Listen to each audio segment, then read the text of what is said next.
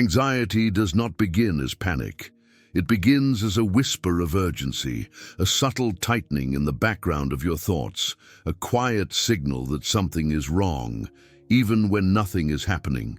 And if you don't understand this early signal, it grows, it spreads, it convinces your body that you are in danger, your mind that you are losing control, and your future that it must be feared before it even arrives.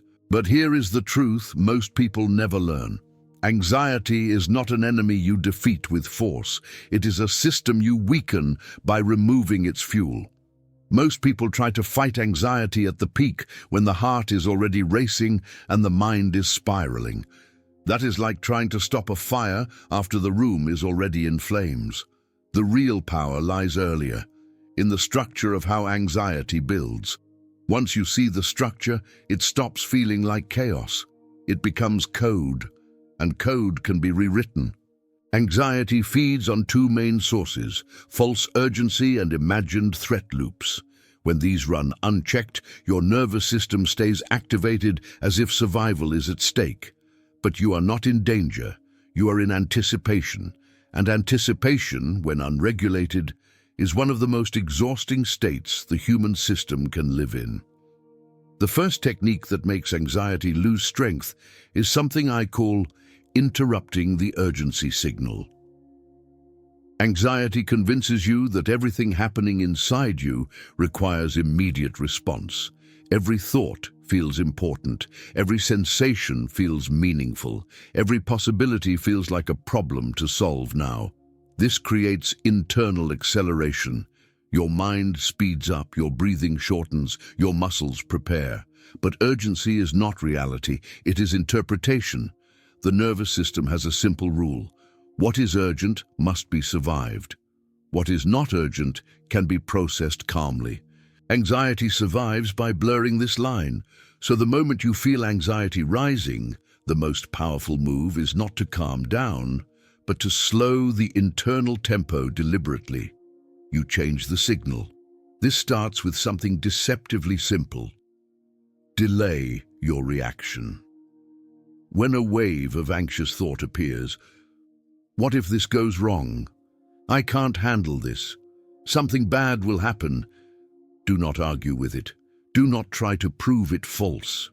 That keeps you engaged in the loop. Instead, you introduce time between stimulus and response. You say internally very clearly, not now. Not as denial, as postponement. You are telling your brain this is not an immediate threat. You are reclassifying the signal. The mind may continue producing thoughts, but you do not move with them. Anxiety wants momentum. You remove acceleration. Your breathing is the second lever in this interruption. Anxious breathing is fast, high, and shallow. This tells the brain emergency. So you reverse the message, not by forcing deep breaths, but by lengthening the exhale slightly longer than the inhale. This activates the parasympathetic response, the biological system of safety. You're not calming yourself emotionally. You are informing your nervous system through physics. Inhale quietly, exhale longer, not dramatically, just enough to shift the rhythm. Within minutes, the urgency signal weakens because the body no longer supports it. Anxiety without physical reinforcement loses intensity. But the deeper part of this first technique is cognitive. Treat anxious thoughts as notifications, not commands. When your phone vibrates, you do not assume it is life or death. You choose whether to open it. Anxiety trains you to treat every thought like an alarm siren, but most of them are just noise triggered by habit. The moment you stop obeying instantly, anxiety begins to lose authority. You are teaching your mind that not every signal leads to action. That breaks the feedback loop. And here is the paradox. The more you allow anxious thoughts to exist without engaging them, the faster they lose energy. Resistance fuels them. Non-reaction starves them. If this shift already feels different from what you usually try, pause for a second and notice it. Anxiety weakens when you stop treating every internal movement as urgent truth. That awareness alone changes your relationship with your mind. And if you want to train your system to respond this way more consistently, stay with this, because the second technique goes even deeper into how anxiety sustains itself and how to quietly dismantle it. The second technique that makes anxiety lose strength is less about stopping something and more about changing how your mind uses energy. Anxiety does not only come from what you think, it comes from how many open loops your brain is trying to hold at once. Every unresolved possibility, every unfinished mental simulation, every what-if running in the background consumes cognitive resources. And the brain, when overloaded, shifts into threat mode because overload and danger activate similar survival circuits. Most people believe anxiety is caused by thinking too much. That is inaccurate. Anxiety is caused by thinking without closure. The mind keeps opening scenarios but never finishes them. It predicts, rewinds, replays, edits, and restarts, but never reaches a psychological endpoint. That is like running code that never reaches an exit condition. The processor overheats, so the second technique is this: complete the mental cycle deliberately. When an anxious scenario appears, for example, what if I fail? What if they judge me? What if this goes wrong? Your instinct is to push it away, but suppression keeps the loop active. The brain interprets avoidance as unfinished threat. Instead, you do the opposite. You allow the scenario to run, but you guide it to an end. You take the feared outcome and mentally follow it all the way through. Not dramatically, not catastrophically, logically. If you fail, then what? If someone judges you, then what? If something goes wrong, then what happens next? The anxious mind always stops at the moment of impact, as if reality ends there. But life never ends at the impact. It continues, and continuation reduces perceived threat. Anxiety thrives on incomplete narratives. Completion shrinks it. This works because the nervous system is not reacting to imagination itself. It is reacting to uncertainty without resolution. When you guide your mind past the feared moment, the system receives a signal. Survival continues.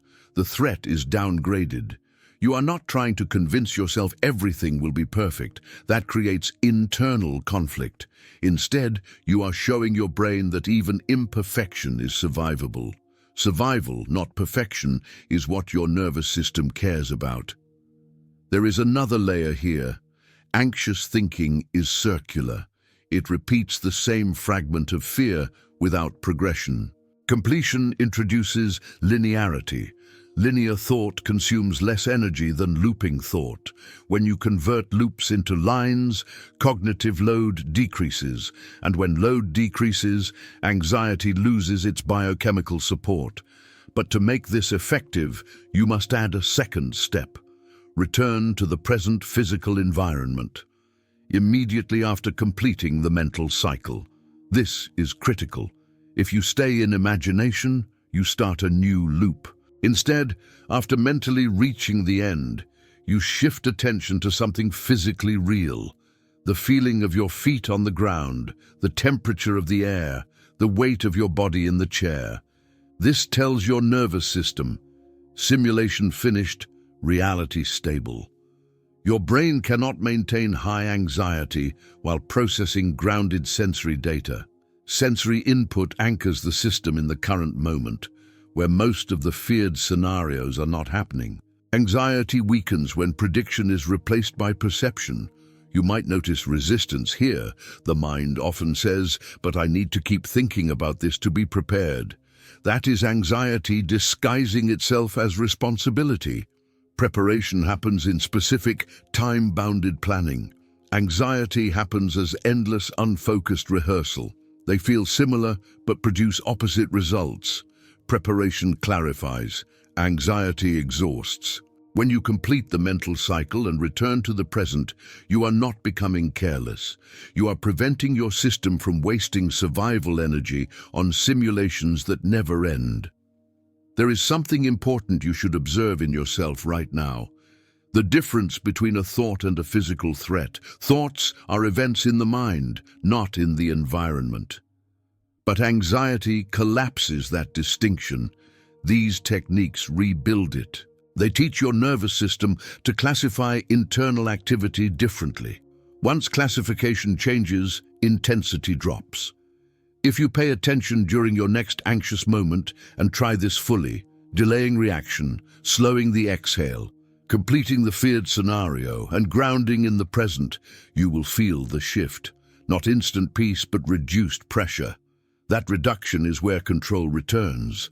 And if this way of understanding anxiety as a system, not a mystery, is helping you see your own mind more clearly, take a moment to reflect on it.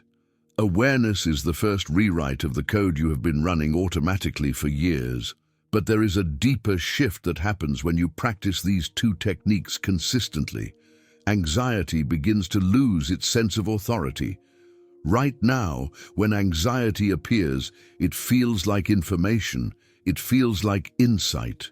It feels like your mind warning you about reality. But anxiety is not clarity. It is prediction amplified by uncertainty. And predictions, no matter how convincing, are still simulations, not facts. Your brain evolved to anticipate danger. That ability keeps you alive, but in modern life, physical threats are rare, while abstract ones are constant. Social evaluation, future outcomes, performance, image, success, failure, these are not immediate survival events, yet your system reacts as if they are. The result is chronic activation without resolution. You are mobilized, but with nowhere to move. The more often this happens, the more your nervous system starts to assume that activation is the normal state. Calm begins to feel unfamiliar. Stillness feels unsafe.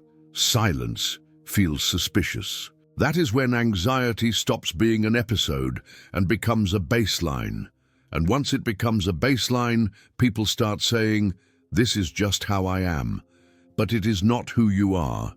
It is what your system has learned to rehearse. These two techniques interrupt that rehearsal. When you delay reaction and slow the urgency signal, you show your nervous system that not every internal alarm requires action. When you complete the mental cycle and return to the present, you show your brain that uncertainty does not equal catastrophe. Over time, these repeated experiences update your internal model of threat. The brain is always learning from what you do, not from what you understand intellectually. You might still feel anxiety arise. That does not mean the process is failing. It means the old wiring is still active. What changes is your position in relation to it. Instead of being inside the storm, you begin to observe its mechanics. And observation without immediate reaction is one of the most powerful regulators of the human mind. Notice something subtle. Anxiety tries to pull you into the future, but regulation happens in the present. The future is where anxiety has power because it is undefined. The present is where your nervous system gathers real data. When your senses confirm that right now you are physically safe, the intensity cannot sustain itself at the same level. It may flicker, but it weakens. There is also an identity shift hidden here. Many people unknowingly build their sense of responsibility around worry. They believe that if they stop worrying, they will become careless. But worry is not responsibility. Worry is repetitive anticipation without constructive outcome. True responsibility involves clear thinking, specific action, and then disengagement. Anxiety skips the action and loops the anticipation. When you stop feeding urgency and stop leaving mental loops open, you are not abandoning care. You are removing wasted processing. A system that is not overloaded makes better decisions. Calm is not the absence of concern. It is the condition that allows effective response. Pay attention in the coming days to how often anxiety begins with speed. Thoughts moving faster, breathing shorter, muscles tighter. That acceleration is the moment to intervene. Not with force, but with reclassification. Not urgent, That single shift changes the direction of the entire cascade, and when a feared scenario appears, let it reach its end. Let your mind see that you continue existing after the imagined impact. Survival continues. Life goes on. The nervous system relaxes when it detects continuity. You are not trying to eliminate anxiety forever. The goal is to reduce its dominance, to move from automatic reaction to conscious regulation, to make anxiety a signal you can evaluate, not a command you must obey. If this understanding is starting to change how you see your own internal experience, take a moment after listening to reflect on one recent anxious moment. Not to judge it, but to decode it. Where was the urgency signal? What loop was left open? That kind of observation turns confusion into structure, and if this way of approaching anxiety as a system that can be influenced, not a force you are trapped inside, resonates with you, stay connected to this process. Share this perspective with someone who might be caught in the same cycle. Sometimes the most powerful shift begins when a person realizes their mind is not broken. It is simply running patterns that can be updated. As this shift becomes more familiar, you begin to notice something that once felt impossible. The gap between an anxious impulse and your response starts to widen. In that gap, choice returns.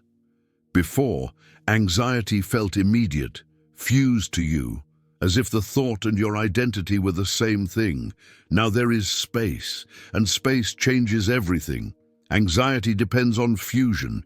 It wants you to believe that every internal signal is personal, urgent, and meaningful.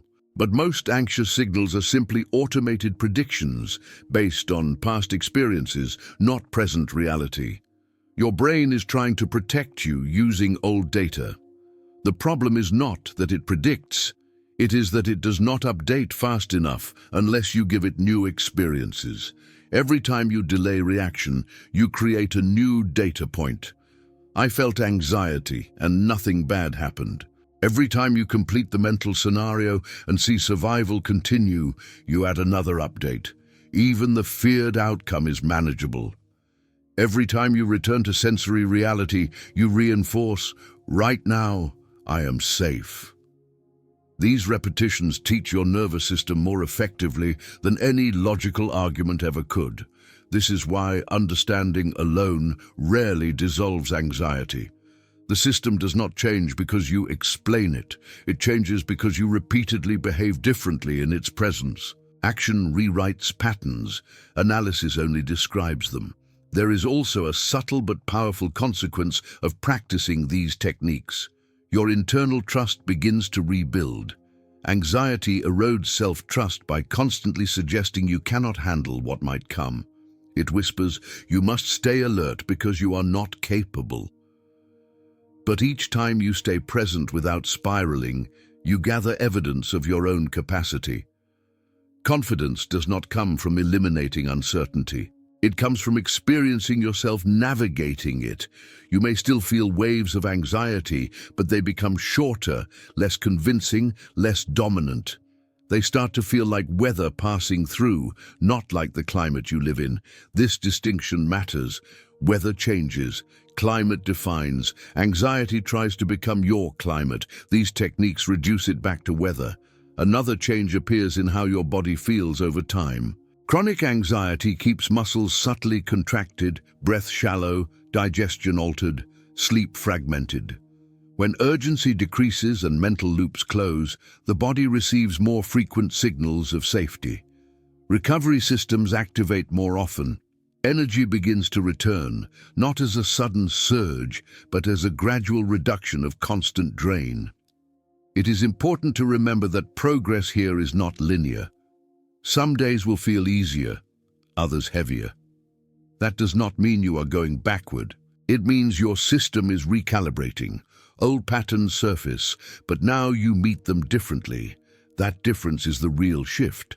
You might notice that when anxiety appears now, there is less fear about the anxiety itself. That secondary fear. Why am I like this? What if this never stops? Often fuels the cycle more than the original trigger. When you understand the mechanics, the experience becomes less mysterious. And what is less mysterious feels less threatening. Over time, your mind learns a new rule. Activation does not automatically require escalation. Sensations can rise and fall without emergency measures. Thoughts can appear and pass without interrogation. The system begins to conserve energy instead of preparing for imaginary battles. If, as you listen to this, you recognize patterns from your own daily experience, pause for a moment and reflect on a recent situation where anxiety took over. Imagine applying these steps there. Slowing the urgency, completing the mental cycle, grounding in the present. That reflection alone strengthens the pathway you are building. And if this perspective is helping you see anxiety not as a personal flaw, but as a process you can influence, consider sharing this idea with someone who might need it and stay connected to this space. Learning to work with your mind instead of fighting it is not a one-time insight. It is a skill that grows with repetition.